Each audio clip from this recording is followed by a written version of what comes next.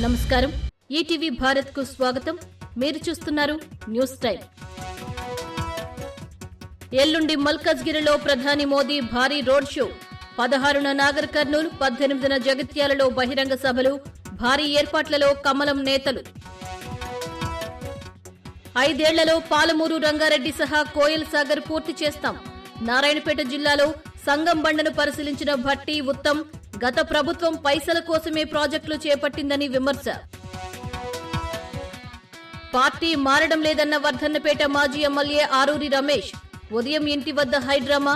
బీజేపీలోకి ఎందుకు వెళుతున్నారని నిలదీసిన బీఆర్ఎస్ నేతలు. 2018 గ్రూప్ 1 పై ఏపీ హైకోర్టు కీలక తీర్పు. మెయిన్స్ పరీక్ష రద్దు, మళ్లీ నిర్వహించాలని ఆదేశం.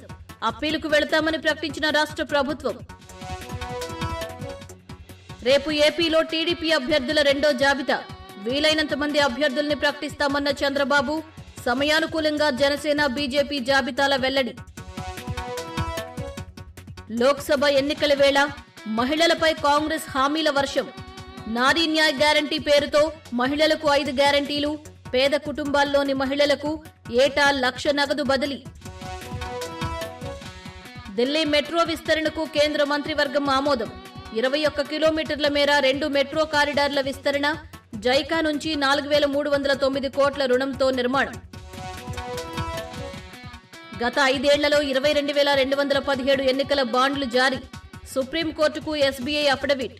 గత నెల ఈ స్కీమ్ను రద్దు చేసిన సర్వోన్నత న్యాయస్థానం. కుప్పకూలిన స్టాక్ మార్కెట్. సెన్సెక్స్ 906 పాయింట్లు, నిఫ్టీ 338 పాయింట్ల పతనం. స్మాల్, మిడ్ క్యాప్ షేర్లలో భారీగా అమ్మకాలు. ఇవి ఇప్పటివరకున్న ప్రధాన అంశాలు. మరిన్ని తాజా అప్డేట్స్ కోసం www.etvbharat.com వెబ్సైట్ను సందర్శించండి.